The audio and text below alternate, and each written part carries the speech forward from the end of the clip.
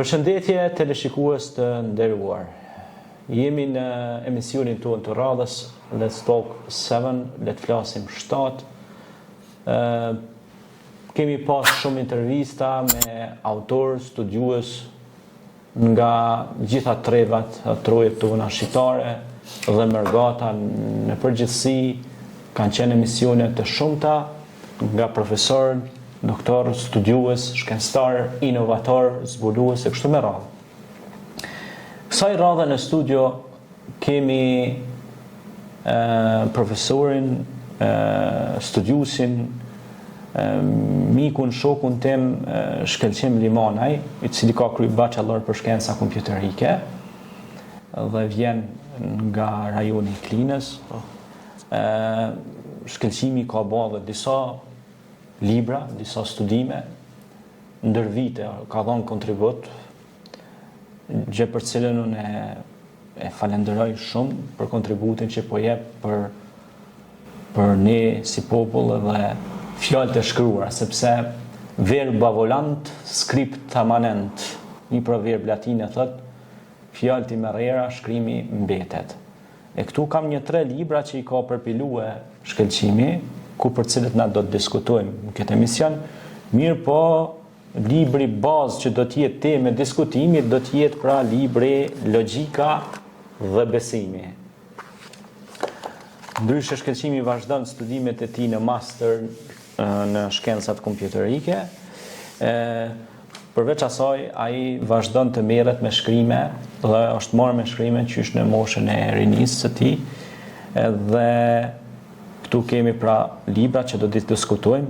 Herë mas pari të falenderoj që ke ardhur në studio, edhe është kënaqësi që të kemi në mesin tonë si i ri, që t'ju japësh një mesazh të rive të sotëm që kanë rënë në gjumin e rrjeteve sociale dhe po harrojnë me i shkruaj senet e po hutohen pas një ekrani, një pllake të madhe aty, ose një pllake të vogël që është këtu poshtë. Të falenderoj shumë që ke ardhur dhe ke marrë pjesë në studion tonë këtu në Prishtinë. Faleminderit edhe juve, është kënaqësi që sot jam në emisionin tuaj dhe i promovoj librat e mi. Gjithashtu është kënaqësi shumë e madhe dhe ndihem se libri im është tashmë i kompletuar, me qenë se ka një recenzent teologjik dhe ajeti. Dhe ky recenzent është një autor i 15 libra dhe recenzent në shumë libra të tjerë, është një enciklopedi dhe e një mirë jurisprudencën islame dhe shumë faleminderit. Faleminderit ju, Zoti ju shpërbleft. Pyetja që shtruhet në prima vista, në shikim të parë, është cili është mesazhi kryesor pra që përçohet përmes librin Logjika dhe besimi. Domethënë një ndër mesazhet që ke mujt me përmbledh. Normal ne do t'ja ulëm lexuesve që ata ta lexojnë këtë libër dhe të japin mendimin dhe opinionin e tyre çka na sugjerojnë ata, se lexuesi më së miri t'i jep domethënë opinionin e vet për këtë libër Logjika dhe besimi, cilin libër mund ta gjejnë përmes jush si autor, nëse dëshirojnë ta kenë si kopje. Dhe pra mesazhi pak a shumë i këtij libri. Kjo pyetje lind nga gjeneza e këtij diskursi dhe është një pyetje utilitare.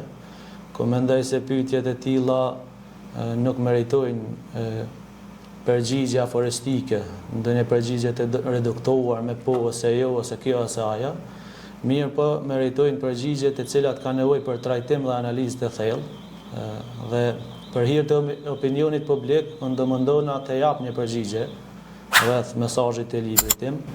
Mirë po si përgjigje e plot, normal që mbetet një mister të cilën lexuesi gradualisht e kupton gjatë leximit të librit. Dhe nga një këndvështrim tjetër, vetë titulli i librit përmban 2 rryma, të cilat janë në harmoni me njëra tjetrën. E para është se libri po i thot lexuesit besoj atë që është logjike, dhe mesazhi parahyrës tjetër është se libri po i tregon lexuesit si një parahyrje se ato argumente racionale që i ka sjell libri dhe faktet e provueshme që libri i ka sjell janë po ato për të besuar, të logjikshme për të besuar. Dhe me fjalë tjera libri e demanton ateizmin, i cili është i kundërt e ateizmit, dhe i monoteizmit hejnor, e demanton deizmin, i cili edhe pse e pohën krijimin e këtij kozmosi nga një krijues ose nga një shkaktar i pashkaktuar, mirë po e mohën se ky krijues të ketë dërguar profet ose të ketë ose shpallje. I redukton çështjen e pejgamberëve, domethënë veç Deus, domethënë Deus, po.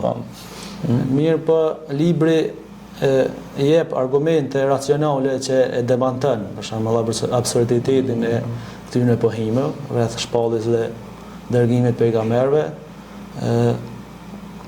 Pra, me qenë se e vërtetën se Islami është feja vërtet, pra dëshmon ato se çdo gjë që i kundërvihet vërtetës është domosdoshmë pa vërtet. A mund ndalem pak këtu ta bëjmë pak më interesant temën se shumë më pëlqej kjo pjesa. Sepse janë shfaqur kohë të fundit disa të ashtu quajtur kuranista, po kupton e. Dhe ata i mohojnë edhe hadithet, ato që ka thonë pejgamberi jonë Muhammed a.s. Dhe gradualisht pra hynte pjesa që ata janë shfaqur kohët e fundit e kanë një publik të gjerë, edhe po ndikojnë tek masa për mbrapsht po flas. Siç janë edhe lëvizjet ateiste që janë shfaqur kohëve të fundit edhe të një introhet shqiptare që janë lëvizje minoritet, ta quajmë ashtu pakic janë. Pakic.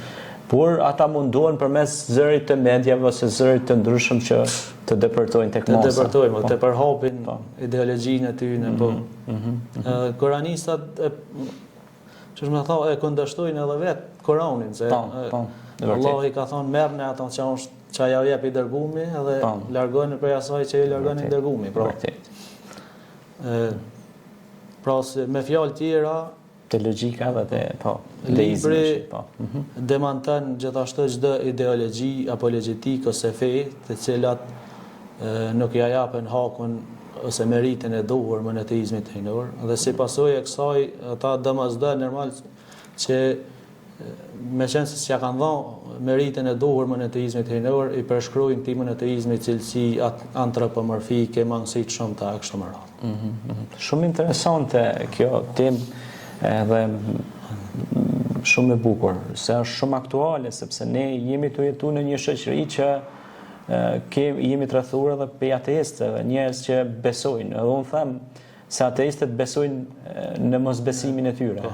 Edhe ata besojnë në mosbesim. Me kalu pak kështu në satirë ose në humor. Tek mendimi racional me besimin fetar në këtë vepër, si e ndërlidhin domethënë këtë pjesë. Ratioja, domethënë mendimi racional, me besimin tonë, argumentet që ka thënë Zoti në Kur'an për shembull për krijimin e qiellit, tokës, e këtyre kështu me radhë.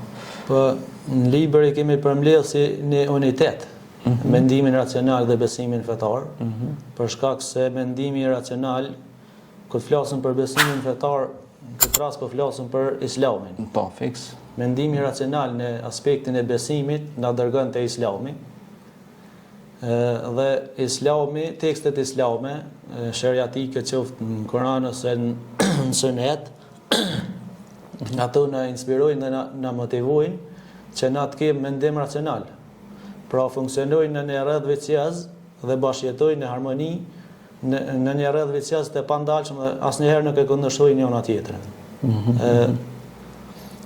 Dhe siç janë për shembull Allahin shumë ajete thotë a nuk logjikoni, a nuk mendoni, fela ta'qilun, a nuk mendoni, fela tubsirun, a nuk shikoni, fela tadabbarun, a nuk po e rrahni këtë çështje, pse s'pe trajtoni. Po thret në ratio. Edhe si është edhe një shprehje arabe që ti e din atë. Se thot Allahu ulul albabi, a din? Që të zotët e mendjes. Zotët e mendjes, po. Ku hasin në tekstet sheriatike, ato na motivojnë, na inspirojnë për me pas mendim racional edhe me përdor logjikën. Përdor mendjen, ta përdorim logjikën dhe mendjen. Shumë interesante kjo. Pastaj te çështja tek libri ndalemi tek si i përgjigjet pra ju si autor, si i përgjigjeni ateistëve të sotëm që janë edhe skepticist në kohën e sotme bashkëkohore. Si ju e jepni ju një përgjigje pra si studius gjithë atyre ateistëve të sotëm për shembull bashkëkohor që janë shumë skeptik, për shembull na ka ndodhur, kemi bisedu me ateistë, ju kemi dhënë fakte, argumente të ndryshme, po prap ata kanë qenë të ftohtë dhe kanë qenë skeptik, domethënë. Si ja u kishe dhënë ndonjë përgjigje, marr pjesë nga libri, kuptohet. Libri sjell argumente edhe fakte, argumente racionale, pra gjithçka po lidhet me racionalitetin. Edhe fakte të provueshme, që e rëndojnë ateizmin. Për shembull, sjell rreth materjes, libri e demonton eternalitetin e materjes. Pra ateistat mundohen të japin materjes një cilësi eternale, pra pafundme. Eternity. Po libri sjell dhe argumente logjike edhe fakte të provueshme që çdo kush, se çdo gjë që ka fillim, edhe çdo gjë që ekziston nga materja ka fillim, dhe si pasojë e kësaj çdo gjë që ka fillim, para fillimit nuk ka ekzistuar. Edhe nëse na e përdorim, e bëjmë një analizë historike, retrospektive në aspektin regresor, ky regres do të na dërgojë në paraprinjen e mos ekzistencës çdo materie. Në vërtet. Gjithashtu libri sjell argumente dhe fakte që materia nuk ka cilësi eternale, mirë po ka cilësitë e materjes janë kontingjente, të mundshme, nuk janë domosdoshme. Pra janë kontingjente, për shembull hapësina ndërplanetare, ndërgalaktikore dëshmojnë një mungesë të zinxhirit të entiteteve të materjes. Pra e kundërta e këtij eternaliteti, siç supozojnë ateistët se materia ka cilësi absolute. Kështu më radh. Pra, që vjen tek ajo që Zoti është i pari që s'ka fillim dhe i fundit që s'ka mbarim. Shkaktari i pashkaktuar. Po, fiks. Prandaj është edhe ajeti kuranor që ndërlidhet me këtë pjesë, inama amruhu idha arada shay'an yaqulu lahu kun fayakun. Kur do Zoti më i thon diçka, i thot bëhu dhe ajo bën. Pra ai është krijuesi. Na nuk jemi krijues, po ai është krijuesi. Pra Zoti i madhëshëm. Argumentet kuranore ki përdor disa, i kam pa edhe tek libri si e kemi parë recenzion. Cilat kishe theksu ndonjë që të kalon për shtypje në çështjen e krijimit, edhe për çështjen e besimit në Zot, si studiues në këtë rast po ju pyes, çfarë ju kalon për shtypje ndonjë prej argumenteve kuranore, domethënë, që të vjen ndërmend. Gjitha ajetet që kanë zbrit edhe për këtë çështje kanë peshën e vet, mirë po mua që më kanë lënë për shtypje shumë, është surja e Tur, ajeti 35-36, që Allah i thot në Koran, a dini pyetje të cilat e kanë edhe përgjigjen. Edhe çdo kush që has do pyetje e din automatikisht edhe përgjigjen. Thot, a mos vall ata u krijuan nga asgjëja, apo mos vall ata janë krijues të vetvetes, apo mos vall ata e krijuan qiellin dhe tokën. Pra, çdo kush e din këtë përgjigje dhe nëse nalet me analizu pak, çdo kush e din se asgjëja, si një mungesë absolute, nuk krijon asgjë, pa krijues. Vërtet. Dhe askush nuk mund të pohoj se ka kriju vetveten, se për me një pohem e tillë tenton të bashkoj dy të kundërta që s'bashkohen. Për shembull, duhet me ekzistu për me kriju vetveten, edhe duhet mas me ekzistu derisa ta krijon vetveten. Po kjo është absurditet. Dhe sa i përket pohimit të krijimit qiejve dhe tokës, përveç Allahit, me vërtetësi s'mund me pohu kërkosh. Për shkak se idhujt, për shembull, janë objekte të pavetdijshme, që s'mujnë me as nuk flasin, as nuk dëgjojnë, janë objekte vetë krijume. Po nëse e morëm shembullin e njeriut, edhe njeri s'mund me pohu një gjë të tillë, për shkak se si krijesë inteligjente e njohur në tokë. Për arsye se njeriu është krijesë më e re se qielli dhe toka, pra ka ardhur mas krijimit të qiellit dhe tokës, dhe kjo njihet edhe shkencërisht edhe me fe, me fenë islame. Tamam. Kjo është një sqarim shumë i bukur. Tek çështja e shkencës ndalemi, pra si e trajton libri raportin ndërmjet shkencës moderne dhe fesë islame. Domethënë se ju keni sjell për shembull tregoni se si është bërë makina, pajisjet elektrike tek libri, pra janë disa krahasime shumë interesante që ju i keni marrë dhe keni bën një rreth kompleksitetit, për shembull. Eksakt, aty do isha dal pra.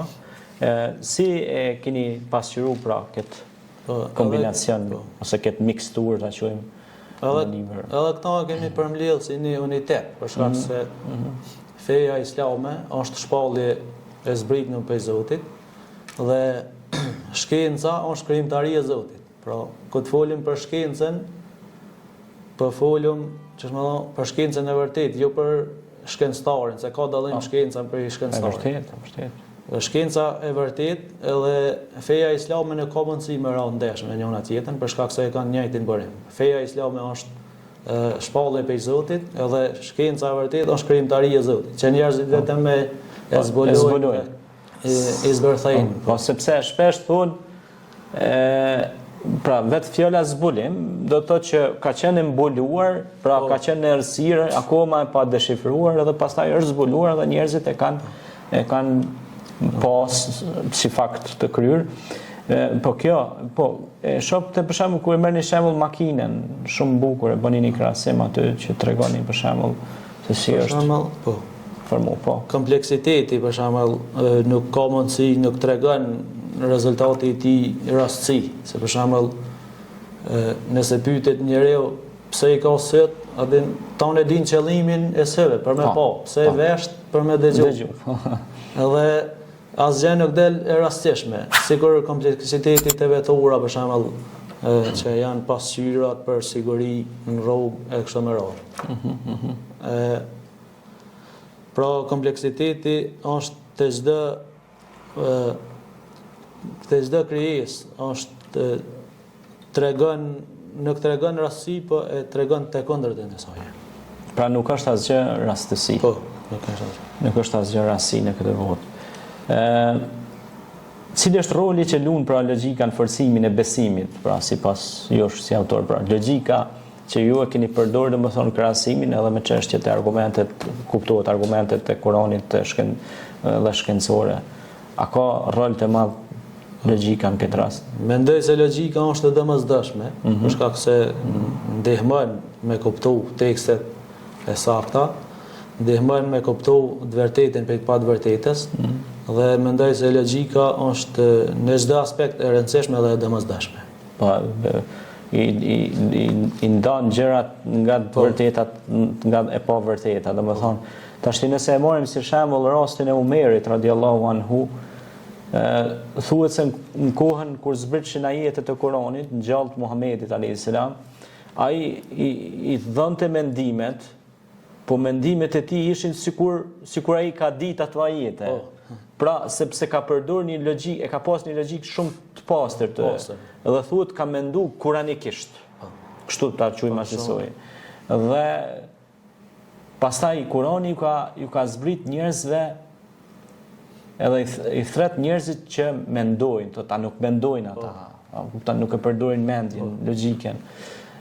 Që e përmendëm edhe më herët që the Zoti thotë Kurani fela ta kinun, pra nuk mendoni. Pastaj Zoti thret edhe që njerëzit edhe të analizojnë. Shumë vërtet. Në ndrimin e natës edhe të ditës ka argumente për ju, thot.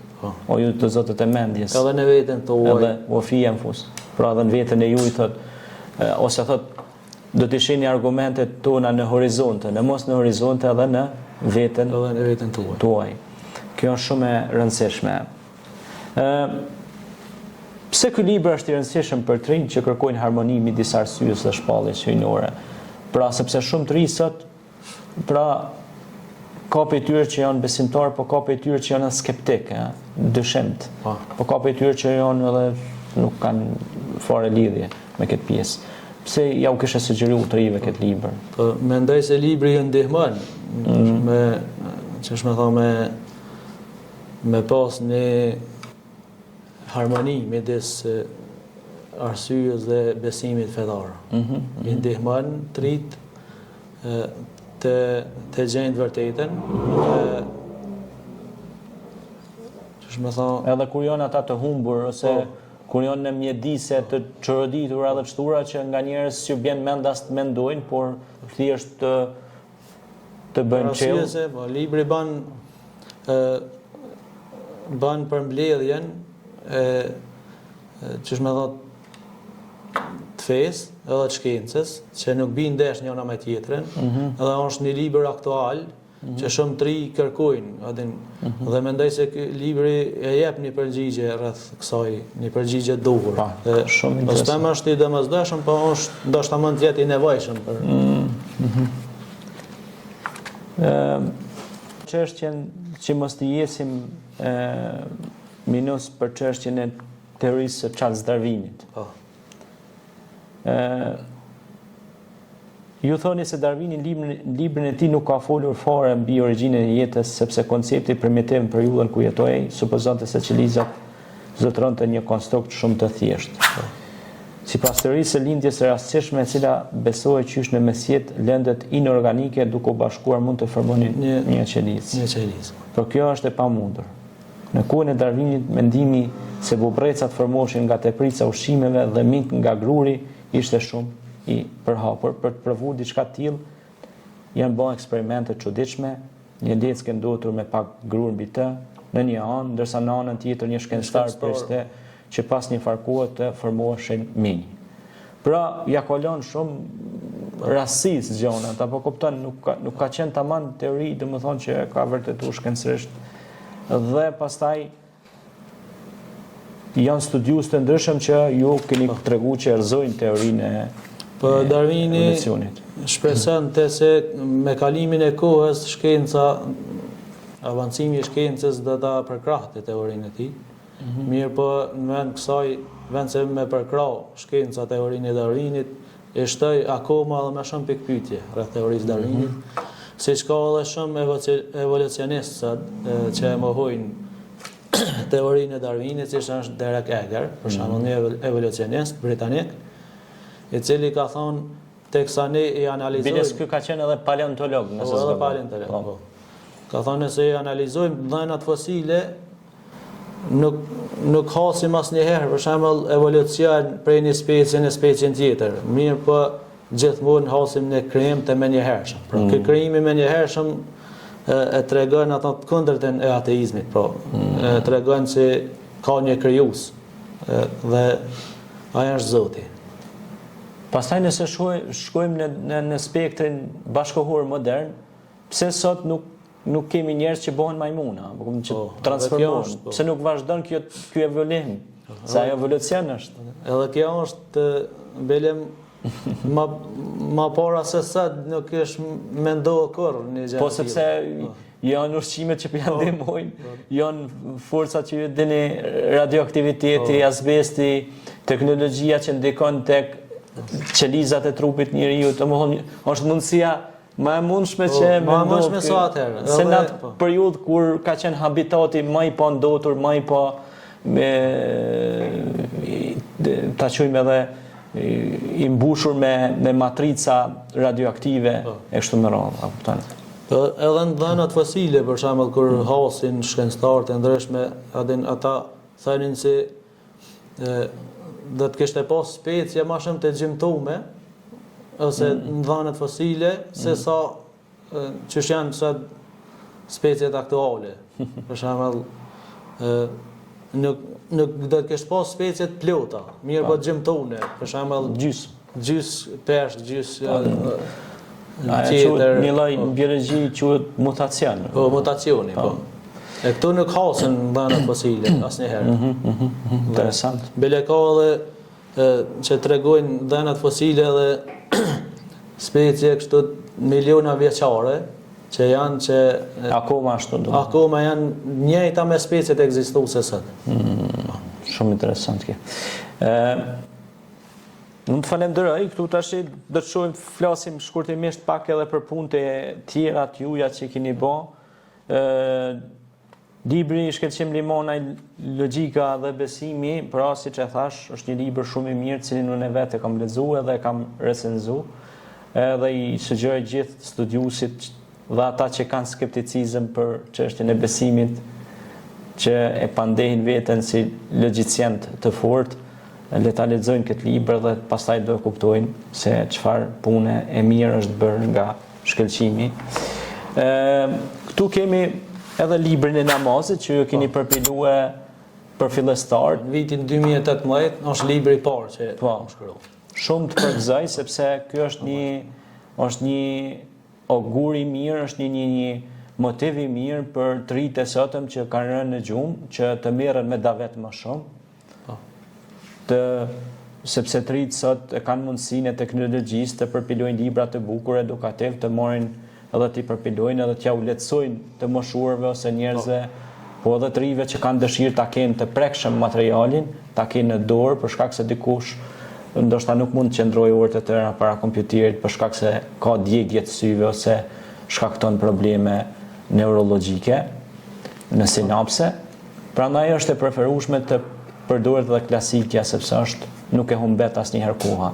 Libri i namazit, edhe ky një libër i bukur që shpresoj ta shumëzoni dhe ta shumëfishoni më shumë, që të kenë mundësi të rinjtë dhe të reja të njoftohen më shumë për namazin, për avdesin, për rregullat bazike fillestare për të rinjtë.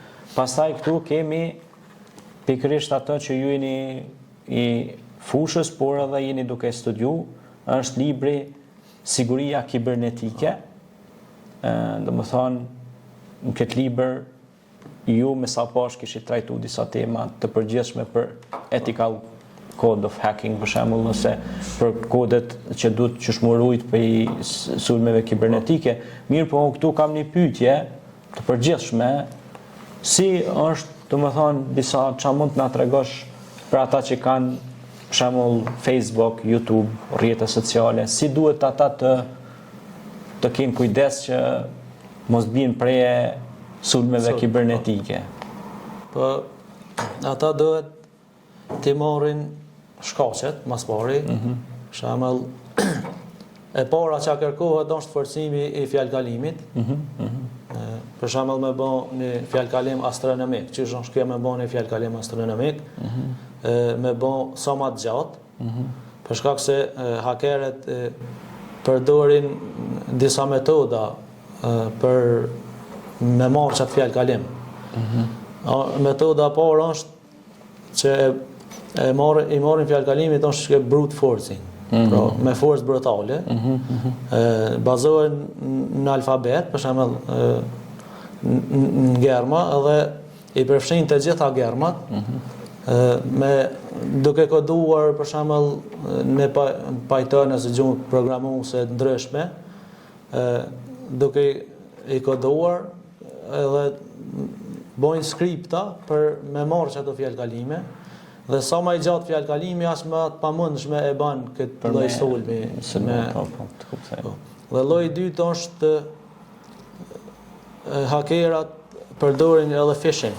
Phishing krijojnë linqe, treme, që i dërgojnë njerëzve me pretekste të ndryshme, hin shikoje këtë, çfarë po flet ky e kështu me radhë, për t'i inspiruar, për t'i motivuar njerëzit të japin kredicialet e tyne, dhe ata mendojnë se po bojnë diçka mirë, po ato krediciale i shkojnë hakerit, si që është username, emaili ose password e kështu me radhë. Dhe për më mbrojt për këtynve, e para është për me forcu fjalkalimin, si që thamë, dhe e dyta është me aktivizu two factor authentication. Authentication, pra edhe nëse hakeri arrin me ta marrë fjalkalimin, nuk mundet apet me pas qasje pa pas edhe kodin e dytë. Se ke siguru në dy pajisja, apo jo? Edhe si dallohen phishinget, për shembull phishinget dallohen se nuk janë linqe origjinale, po kanë për shembull tmeta, kanë gabime që hakerat i prodhojnë, për shembull për Facebook, nuk mund me bën linkin origjinal www.facebook.com, mirë po i bojnë dë hapsina ose dë pika ose ja shtojnë një gerë më shumë, edhe në shumë raste nuk e kanë edhe HTTPS, veç HTTP e kanë, linket, që janë mashtruese më shumë. Si mund t'i dallojmë fake account për shembull, accountet falsa, si ta quajmë ashtu? Accountet fake? Po, si mund dallohen, domethënë, ka ndonjë imazh, po flas për shembull, dallohen nga fotografitë, apo si mund detektohet ajo ashtu? Apo njerëzit anonime i përdorin këto, edhe çdo send që vjen diçka e panjohur, duhet ta bllokojmë, ta refuzojmë. Ta bllokojmë, ta refuzojmë edhe nuk duhet t'i besojmë për shembull. Edhe pse ka njëherë hakerët ndoshta mundin me hakuni me këtaunin, e ne me të ati mikit tanë të shkrujnë ty. Përmet hakuar dhe ty. Po, e kjo është e rëndësishme si do të me njoftë edhe linqet, phishinget, si funksionojnë. Qojnë edhe linqet që nuk duhet të hapen ata. Nuk duhet të hapen. Pa koni sigurt, ose është e mirë që vetë të shkrujsh për shembull, këtë shkresh në faqet Facebookit, ose në Instagram, ose e shkruan vetë në Google, hen vetë, pa klikunin që se din ka burimin. Se din ka burimin. Eksakt, kuptoj. Mirë, ky një libër shumë interesant për kohët e sotme, për shkak se kemi miliona, mas në botë kuptohet miliarda përdorus të rrjeteve sociale. Kështu që është një libër shumë interesant për të rinjt sot, që edhe për moshat që ndoshta nuk kanë hinë shumë thellë në këtë fush, me ditë disa gjëra bazike për më mbrojt nga sulmet e ndryshme kibernetike, edhe pse kjo është kibernetike, është një botë, është një oqean. Është një degë IT-s, një oqean shumë i madh që po që duhet shumë punë, shumë angazhim sigurisht. Mirë, po gjërat elementare besoj që i trajton libri dhe minutat ecin një nga një. Unë pata shumë kënaqësi që të kisha në studio Musafir, edhe të uroj që të bësh sa më shumë studime dhe libra dhe mos u ndalon këtë pjesë, sepse jeni duke i dhënë trive në truje shqiptarë në Kosovë, po edhe jashtë, pse jo të përkthehet edhe në gjuhën angleze këto libra, pse jo. Jeni të dhënë një kontribut shumë të mirë dhe ky kontribut pastaj jep fryte edhe tek të rinjt dhe tek të rejat dhe brezat që do të vinë pas. Të falenderoj edhe një herë, edhe suksese sa më lartë. Nëse ke ndonjë mesazh për fund për të rinjt, për të rejat e sodit, do të ishte kënaqësi. Faleminderit edhe për juve. Dhe gjithashtu është edhe kënaqësia imja që sot japën në studion tuaj.